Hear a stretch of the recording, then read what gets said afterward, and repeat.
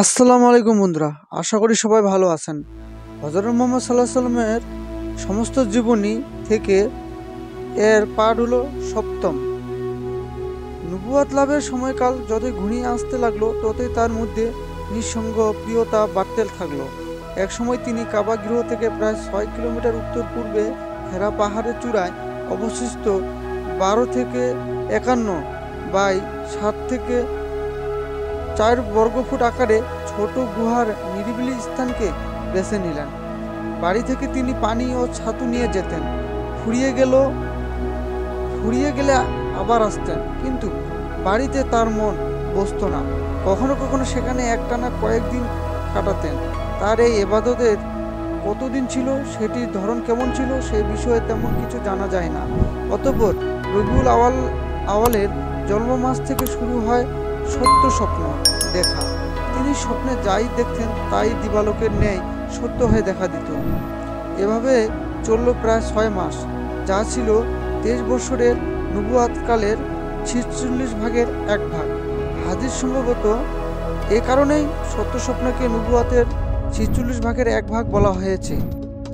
এসে গেল রমজান মাস। পূর্বের ন্যায় এবারও তিনি পুরো রমজান মাসে সেখানে ইতিকাফে কাটানোর সিদ্ধান্ত নিলেন। স্বগোত্রীয় লোকদের পৌত্তলিক ও বস্তুবাদী ধ্যান ধারণা তাকে পাগল করে তুলল, কিন্তু তাদের ফিরানোর কোনো পথ তার জানা ছিল না। মূলত হেরা গুহায় নিঃসঙ্গ অবস্থানের বিষয়টি ছিল আল্লাহর দূরদর্শী পরিকল্পনা ও মহতী ব্যবস্থাপনারই অংশ। ইবনে আবি জামার বলেন, এর মধ্যে 3টি ইবাদত একসাথে ছিল। 1 নম্বরে নির্জন বাস, 2 নম্বরে আল্লাহর ইবাদত এবং 3 নম্বরে সেখান থেকে কাবাগৃহ দেখতে পাওয়া। ইবনু ইসাক বলেন, এভাবে নিঃসঙ্গ ইবাদত জাহেলিয়াতের রীতি ছিল। তার কম পূর্ব থেকেই যেমন আশুরার সিয়াম পালন করত, তেমনি হেরা গুহায় নিঃসঙ্গ ইবাদত করত। আব্দুল মুতালিব এটি প্রথম করেন।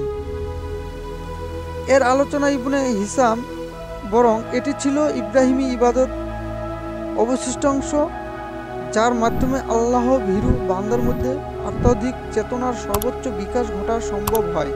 এভাবে হেরা গুহায় থাকা অবস্থায় একদিন আল্লাহর পক্ষ থেকে ওহী নিয়ে জিবরাইল আলাইহিস সালাম এসে হাজির হন।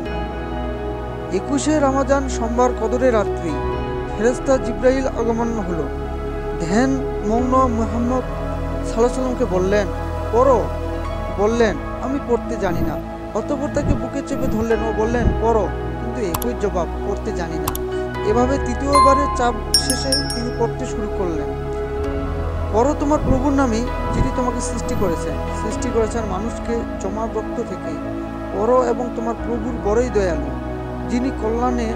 যিনি কলমের সাহায্যে শিক্ষাদান করেছেন।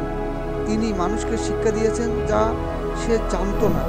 এটাই হলো পবিত্র কুরআনের মাধ্যমে মানব জাতির প্রতি আল্লাহর প্রথম প্রত্যাদেশ।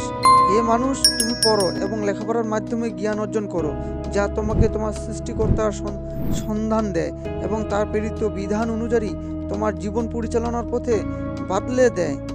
কুরআনের অত্র আয়াতগুলির প্রথম নাজিল হলেও সংকলনের পরস্পরা অনুযায়ী তা 96তম সূরার প্রথমে আনা হয়েছে। উল্লেখ্য যে এই তারতিব আল্লাহর হুকুমে রয়েছে, যা অপরিবর্তনীয়। এর মধ্যে জ্ঞান সম্প্রদায়ের জন্য আল্লাহর নির্দেশন রয়েছে। মাত্র 5টি আয়াত নাজিল হলো, তারপর ফেরেশতা অদৃশ্য হয়ে গেল। প্রথম কুরআন নাজিল এই দিনটি ছিল 610 খ্রিস্টাব্দে 10ই আগস্ট সোমবার।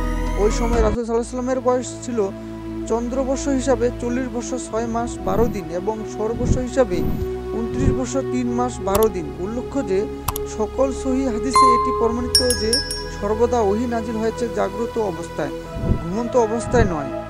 ভারতের উর্দু কবি আলতাফ হুসাইন আলী বলেন, হেরা থেকে নেমে জাতির কাছে এলেন এবং এক পরশমণির টুকরো সাথে নিয়ে এলেন। নতুনের শিহরণ ও খাদিজার বিচক্ষণতা। নতুন অভিজ্ঞতায় শিহরিত মুহাম্মদ সাল্লাল্লাহু আলাইহি ওয়াসাল্লাম দ্রুত বাড়ি ফিরলেন। স্ত্রী খাদিজাকে বললেন, শীঘ্রই আমাকে চাদর মুড়িয়ে দাও। চাদর মুড়ি দাও। কিছুক্ষণ পর ভয়াবহতা কেটে গেল। সব কথা স্ত্রীকে খুলে বললেন। রাসূল সাল্লাল্লাহু আলাইহি ওয়াসাল্লামের নিকটে খাদিজা কেবল স্ত্রী ছিলেন না, তিনি ছিলেন তার নির্ভরতার প্রতীক ও সান্ত্বনার স্থল, ছিলেন বিপদের বন্ধু। তিনি উভয় দিয়ে বলে উঠলেন, এটা খারাপ কিছু হতে পারে না, কখনোই না। আল্লাহর কসম, তিনি কখনোই আপনাকে অপদস্থ করবেন না। আপনি আত্মীয়দের সঙ্গে সচারচরণ করেন, দুস্থদের বোঝা বহন করেন, নিঃস্বদের কর্মস্থান করেন, অতিথিদের আপ্যায়ন করেন এবং বিপদগ্রস্তদের সাহায্য করেন। বস্তুত সে যুগে কেউ কোনো মর্যাদাবান ব্যক্তিকে আশ্রয় দিলে তার উদ্দেশ্য এরূপ প্রশংসাসূচক বাক্য বলা হতো। যেমন বলেছিলেন সে সময় মক্কার নিম্নভূমি অঞ্চলের নেতা উপনুম দুকনা গোপনে হামসায় গমনত আবু বকর রাদি আল্লাহু আনহুকে আশ্রয় দিয়ে ফেরার সময় অতঃপর খাদিজা স্বামীকে সাথে নিয়ে চাচাতো ভাই আরাক বিন নৌফালের কাছে গেলেন, যিনি ইঞ্জিল কিতাবের পণ্ডিত ছিলেন এবং ওই সময় বার্ধক্যে অন্ধ হয়ে গিয়েছিলেন। তিনি সব কথা শুনলেন। এই তো সেই ফেরেশতা যাকে আল্লাহর মুসার প্রতি নাজিল করেছিলেন। হায় যদি আমি সেদিন তরুণ থাকতাম, হায় যদি আমি সেদিন জীবিত থাকতাম, যেদিন তোমার কওমে তোমাকে বহিষ্কার করবে। একথা শুনে চমকে উঠে রাসূল সাল্লাল্লাহু আলাইহি ওয়াসাল্লাম বললেন, ওরা কি আমাকে বের করে দিবে? অরক্কা বললেন, হ্যাঁ, তুমি যা নিয়ে আগমন করেছো তা নিয়ে ইতিপূর্বে এমন কেউ আগমন করেননি যার সাথে শত্রুতা করা হয়নি।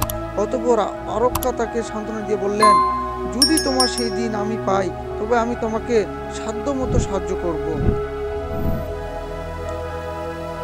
আর রাহিক উক্ত ওহিরাতের বেলায় নাজিল হয়েছিল, দিনের বেলায় নয়। যেমনটি ডক্টর আকরাম জিয়া ধারণ করেন, নুজুলের কুরআনের উক্ত তারিখের সম্পর্কিত বিস্তৃত আলোচনা দ্রষ্টব্য। ওহির সূচনা অনুচ্ছেদ এখানে প্রসিদ্ধ আছে যে রাসূল সাল্লাল্লাহু আলাইহি ওয়াসাল্লামের কাছে ফেরেশতা আসে না, শয়তান আসে। তাই যাচাই করার জন্য একদিন খাদিজা তাকে নিজের বাম উরু অতঃপর ডান উরু অতঃপর কোলের উপর বসান এবং বলেন, আপনি কি ফেরেশতাকে দেখতে পাচ্ছেন? রাসূল সাল্লাল্লাহু আলাইহি ওয়াসাল্লাম বললেন, হ্যাঁ।